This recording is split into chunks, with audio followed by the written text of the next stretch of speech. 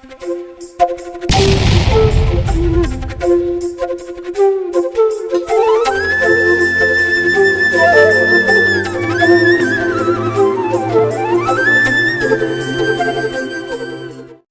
श्री गुरुदेव के चरण ही है और इसलिए यहाँ बड़ा सुंदर लिखा गया, गुरु चरण कमल बलिहार। और गुरु महिमा अपरंपार, उसकी कोई सीमा नहीं।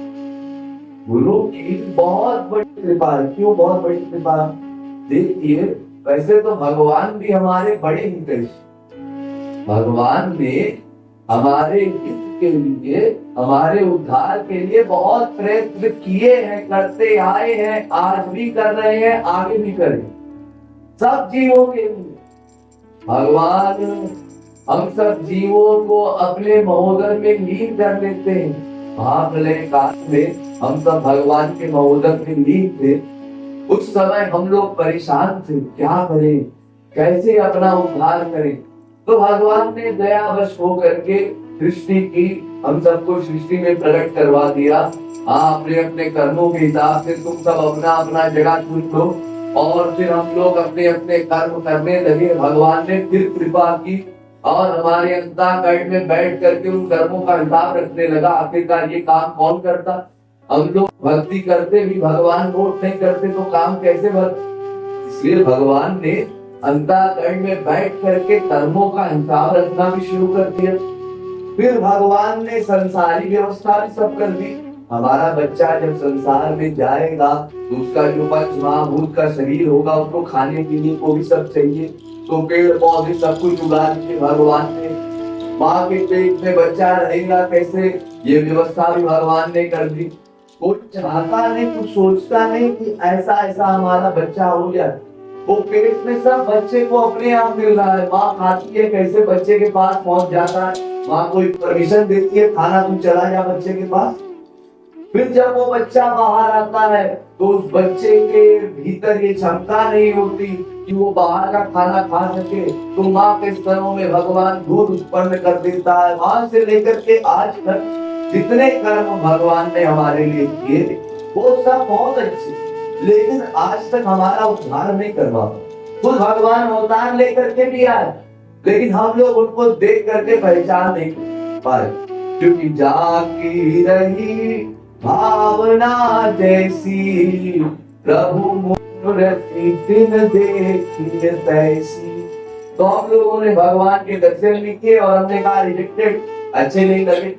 ये राम, ये तो अपनी पत्नी में इतना आसक्त है, ये क्या बड़े आदर्श बने फिरते हैं, ये अपने राज्य को ठीक ठीक नहीं संभाल पाए। प्रजा वालों ने सीता जी का विरोध किया तो उनका परित्याग कर दिया।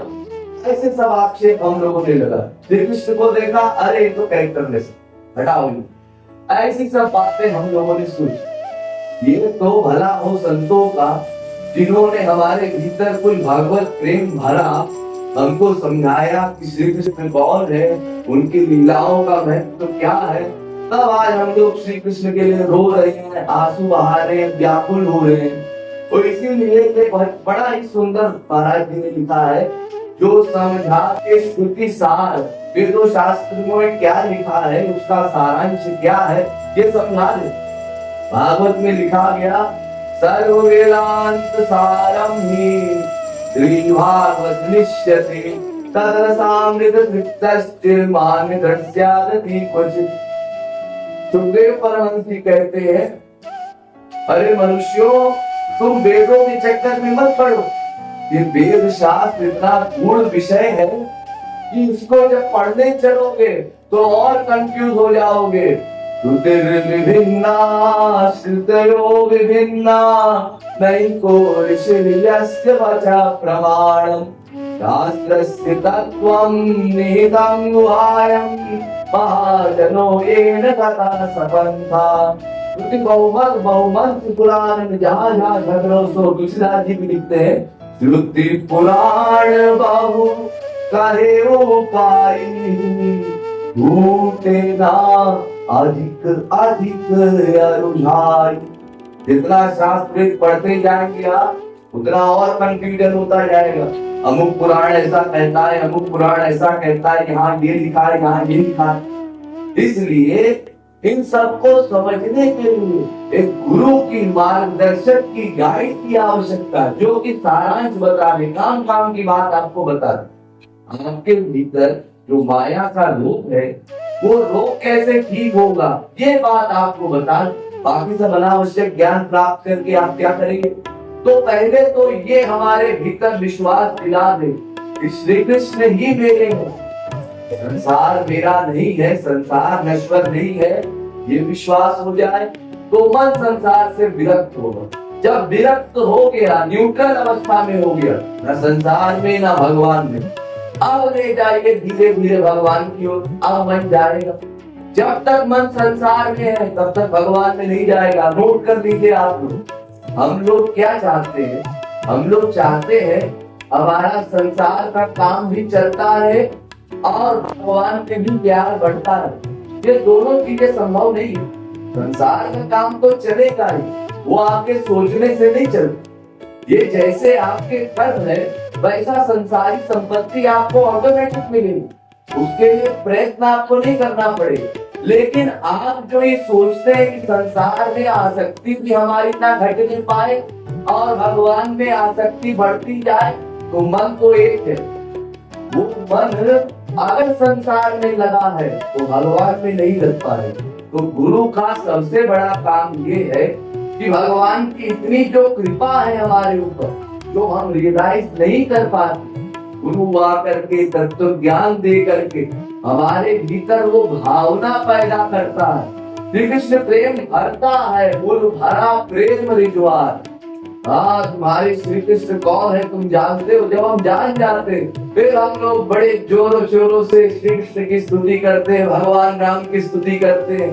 बिना जाने प्यार नहीं होता, जानने के बाद लोग कहते हैं जय राम रमा रमणम शमनम भवताप भयाकुल पारिजनम अवधेश सुरेश रमेश विभो शरणागत वत्सल पाहि प्रभो। अस्तु, ऐसे दयालु है हमारी गुरुवर। अगर ऐसे गुरुवर हमको न मिलते तो भगवान की इतनी मेहनत भी बर्बाद हो जाती। इसलिए शिष्य का, साधक का सबसे पहला काम ये होना चाहिए कि जो साकार स्वरूप में उसके सामने गुरुवर बैठे हुए हैं, उनमें प्रीत बढ़ाए, मन का अटैचमेंट बढ़ाए। क्योंकि आप जिसमें मन का अटैचमेंट करेंगे उसके गुण ही आपको प्राप्त होंगे। अगर आपने संसारी व्यक्ति में प्यार बढ़ाया तो वो संसारी व्यक्ति कैसा है? अगर सात्विक है तो सात्विक गुण बढ़ जाएंगे, अगर राजस है तो राजसिक गुण बढ़ जाएंगे, अगर तामस है तो तामसिक वृत्ति होने लगेगी आपके भीतर भी। और अगर वो गुणातीत है, भगवान का जड़ है या स्वयं भगवान है, तो उसमें मन का अटैचमेंट करने से हमारे भीतर भी भगवत गुण उत्पन्न होने लगे। ये जो नम्रता, सहनशीलता, विनम्रता, ये सब भगवत गुण है। ये तभी हमारे भीतर आ सकेंगे जब हम लोग गुरु से प्यार करेंगे। और जैसे जैसे गुरु से प्यार करेंगे वैसे वैसे भगवान को खुशी होती जाएगी। क्योंकि एक कंपटीशन है भगवान के और भक्त के बीच में। भगवान कहते हैं भक्त से प्यार करो और भक्त कहते हैं कि भगवान से प्यार करो। जब हम लोग गुरु की भक्ति करते हैं तो भगवान प्रसन्न हो जाते हैं, जब भगवान की भक्ति करते हैं तो गुरु प्रसन्न हो जाता है। हाँ देखो, हमारे प्राण वल्लभ का नाम ले रहा है, गुरु को खुशी होती है। देखो हमारा जो शिष्य है, हमारा जो साधक है, कितना अच्छा हो गया है, संसार के उड़ी कबाड़ी सामान को छोड़ करके सही जगह आसक्त हो रहा है। जैसे कोई बच्चा जब कोई अच्छा काम करता है तो माँ बाप की छाती कैसे फूलती है, इसी तरह से गुरु की छाती फूलती है जब वो शिष्य संसार के विकारों को छोड़ करके भगवान के लिए समय देता है। गुरु इतनी मेहनत आखिरकार क्यों करता है? भीतर ये तत्व ज्ञान जगाने के लिए तो करता है। श्री कृष्ण से प्यार हो जाए आपका, तो जब आपका श्री कृष्ण से प्यार हो जाता है तो गुरु प्रसन्न हो जाता है, और जब आप इसको रियलाइज करके गुरु का धन्यवाद करते हैं तो श्री कृष्ण प्रसन्न हो जाते हैं। इसलिए दोनों को साथ में अपने अंतःकरण में विराजमान करना है और समय समय पर गुरु की महिमा का और ठाकुर जी की महिमा का गान करते रहना है, जिससे हमारे अंतःकरण में संसार का मैल ना आने पाए। बोले लाडली लाड की जय।